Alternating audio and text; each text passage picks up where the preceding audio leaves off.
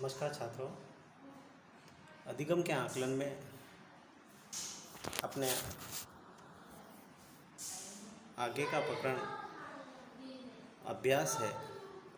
अभ्यास प्रकरण का जो मूल रूप से है एक्सरसाइज। अभ्यास को हम सामान्य शब्दों में एक ही कार्य को बार बार निरंतर तरीके से करते जाना जब तक कि उस कार्य में पूर्ण रूप से सफलता प्राप्त न हो जाए या निपुणता नहीं आ जाए, उस कार्य को हम अभ्यास कहेंगे। अभ्यास में जो एक दोहा कबीरदास जी ने कहा है, करत करत अभ्यास थे जड़मति बहुत सुजान, रस्सी आवृत चावत सिल पर पड़त निशान। अब मूल रूप से हम अभ्यास की जब बात करते हैं उसमें छात्रों की जो उपलब्धियां हैं उनका अध्ययन करें तो छात्र को ज्ञान प्राप्त होते हुए भी उसमें कहीं ना कहीं त्रुटियां रह जाती है, कमियां रह जाती है। तो कमियां किस कारण से आती है कि उनको अभ्यास नामक प्रकृति पर ज़्यादा ध्यान नहीं दिया गया।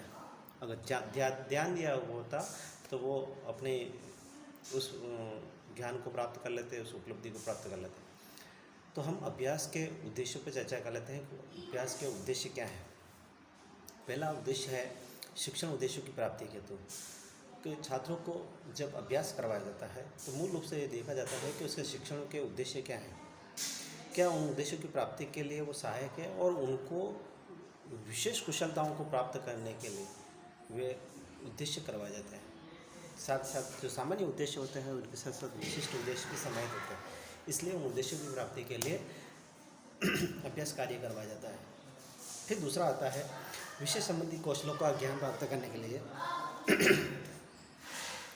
बालक जो कक्षा में मौखिक कार्य, लिखित कार्य और गृह कार्य के माध्यम से जो कुशलता प्राप्त करने का प्रयास करता है उसके पीछे विषय जनित जो कार्य होता है उस कार्य में भी उपलब्धि प्राप्त होनी चाहिए। इसके लिए अभ्यास कार्य के द्वारा उसको नियम, तथ्यों, सिद्धांतों, सूत्रों को बताकर उसके बारे में बार बार अभ्यास करवाया जाता है, उसको प्रैक्टिस करवाई जाती है, एक्सरसाइज करवाई जाती है ताकि बालक उसमें सिद्धस्त हो जाए, उसमें कुशल हो जाए, ताकि उसको अपने विषय संबंधित जो अन्य विषय से संबंधित जो कौशल है वो कौशल उससे आसानी से प्राप्त हो जाए। फिर आत्मविश्वास का विकास की बात आ रही कि जब बालक अपने रुचि, अपने जो एकाग्रता है, कठिन परिश्रम है या आत्मनिर्भरता है या आत्मनिश्चयता है, उसके माध्यम से वो उस पर बार बार प्रयास करता है, एक ही कार्य को बार बार नियमित तरीके से उस पर कार्य करता है जब तक उसमें निपुणता नहीं आती। और जब उस पर कार्य में निपुणता, सफलता प्राप्त आ जाती है तो वो उस कार्य को आत्मविश्वास की दृष्टि से देखता है, उसमें आत्मनिष्ठता आ जाती है। अब अगली जो बात आती है, अगला टॉपिक, इसी में अगला कड़ी कि हम आज जो अभ्यास की बात आ रही है उसका अभ्यास का महत्व क्या है, क्यों करते हैं, क्या इम्पोर्टेंस है अभ्यास की।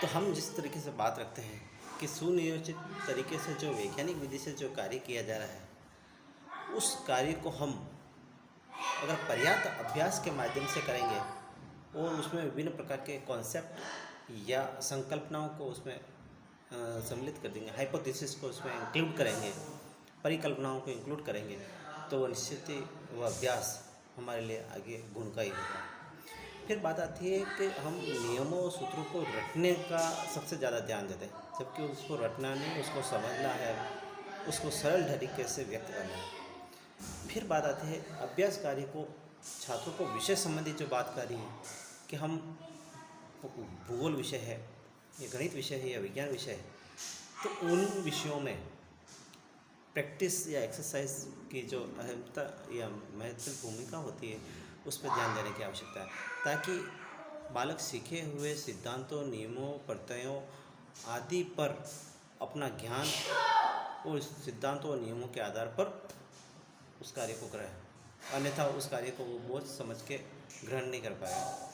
सफलता प्राप्त करने के लिए कठिन परिश्रम, लगन और चिंतन, एकाग्रता, धैर्य, सुदृढ़ता आदि की आवश्यकता होती है और वह बालक को बार बार उस कार्य को हम करने के लिए प्रेरित करेंगे, मोटिव करेंगे और उस कार्य में नवीनता आएगी। संप्रत्यों के माध्यम से, परिकल्पनाओं के माध्यम से उस कार्य को करने के लिए हम मोटिवेशन देंगे तो बालक निश्चित ही उस कार्य को करने में रुचि लेगा। फिर अभ्यास कार्य के द्वारा बालक को स्वच्छता और कलात्मक कार्य करने की भी प्रेरणा मिलती है। उस कार्य को वो अभ्यास प्रैक्टिस के माध्यम से कर रहा है तो उसमें रुचि का विकास अपने आप ही होगा। फिर अभ्यास प्रश्नों को हल करने के लिए छात्रों में सफलता और आत्मविश्वास और आनंद की अनुभूति भी होती है, क्योंकि उसने कार्य को किया है, स्वयं किया है और उसको लिए किसी की सहायता नहीं ली, उसने अपने दम पे किया है। आत्मनिष्ठता का अनुभव, उसमें आत्मनिर्भरता का अनुभव हो रहा है, सुख की अनुभूति हो रही है, क्योंकि उस कार्य को उसने स्वयं किया है। फिर बात आती है अभ्यास कार्य को करते समय हमें कुछ आवश्यक सावधानियाँ भी रखनी पड़ेगी कि जब तक बालक उस कार्य को कर स्वयं नहीं कर लेता तब तक उसको अभ्यास कार्य नहीं करना चाहिए, बल्कि जो बालक या जिन बालकों को जो कार्य दिया जा रहा है तो वो सभी बालकों को पहले अभ्यास कार्य करवा लेना चाहिए, ताकि बाद में अगर बीच में ही उस कार्य को हम दे दें तो बालक उसको कार्य को बोझिल समझेगा कि ये कार्य, ये इसके बारे में हमने जाना नहीं, इसको समझा नहीं, फिर भी हमें इसके लिए प्रैक्टिस एक्सरसाइज दे दी तो वो नहीं, उसके बारे में भली भांति समझा दीजिए, जानकारी दे दीजिए, उसके बाद उसको करवाना चाहिए।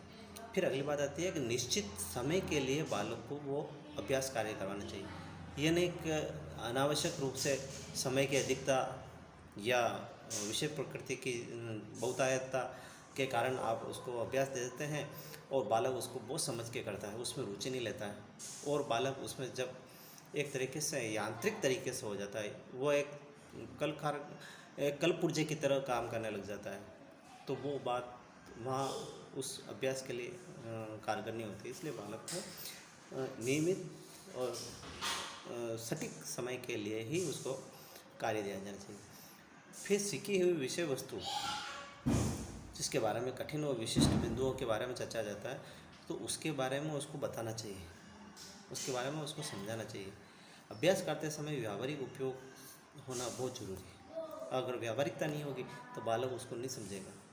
अभ्यास कार्य के द्वारा बालक कमियां या त्रुटियां तो करता है, गलतियां करता है, लेकिन उसके लिए अनावश्यक रूप से उसको परेशान न किया जाए और अध्यापक उन्हें दूर करने का प्रयास न करे, बल्कि उनको उन कमियों को दूर करने का प्रयास करें, बालक को दूर करने का कोई प्रयास न करें। अध्यापक कार्य करते समय जब बालक को देता है अभ्यास कार्य, एक्सरसाइज देता है, तो धैर्य के साथ, सहनशीलता के साथ और बड़े आत्मविश्वास के साथ उसको कार्य दे, ताकि उस कार्य को वो बालक बोझ नहीं समझे।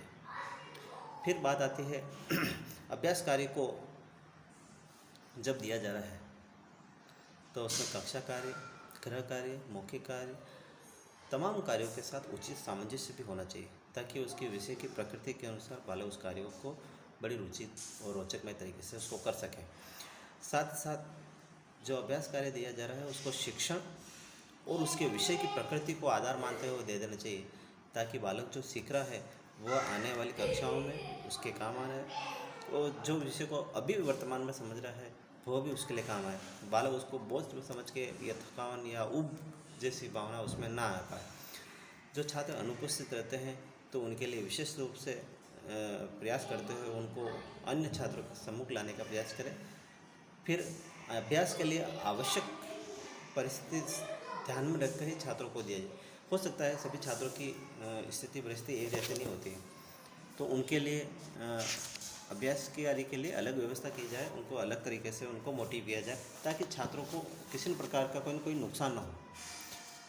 ठीक है, ये ध्यान देना जरूरी है। फिर बात आती है अभ्यास के लिए जो समय दिया जा रहा है वो क्रमानुसार कठिन न हो, और जो प्रश्न दिए जा रहे हैं समय के अनुसार जो प्रश्न दिए जा रहे हैं वो कठिन न हो, सरल से कठिन की हो, लेकिन ज़्यादा से ज़्यादा कठिन भी न हो। उसमें व्यक्तिगत भिन्नताओं को ध्यान रखें कि सभी बालक एक समान नहीं होते, कोई मंदबुद्धि के होते हैं, कोई प्रतिभाशाली होते हैं, तो उसमें बालक को समय की प्रकृति के अनुसार वो सरल से कठिन की ओर उसको देना चाहिए। फिर अभ्यास कार्य जो दिया जा रहा है वो पूर्ण रूप से शुद्ध, परिमार्जित और सरल होना चाहिए। साथ साथ अभ्यास कार्य करते समय आवश्यक उसको मोटिवेशन भी देना पड़ेगा, क्योंकि शिक्षक की उम्मीद भी उसमें महत्वपूर्ण है। उसमें मोटिवेशन दें, उसको कार्य करने के लिए प्रेरित करें। तो छात्रों, ये तमाम जानकारियाँ, जो सावधानियाँ हैं, वो एक अभ्यास कार्य करते समय आपको जाननी चाहिए। अगर अभ्यास कार्य देते समय ये सावधानियाँ आपने रखी तो निश्चित ही जो कार्य बालक के लिए दिया गया है वो बालक उस कार्य को रोचकमय और पूर्ण आत्मविश्वास और आत्मनिष्ठा के साथ उसको पूर्ण करने का प्रयास करेगा। तो आज का अपना यही प्रकरण रहा। कल आगे नेक्स्ट प्रकरण पर चर्चा करेंगे। धन्यवाद।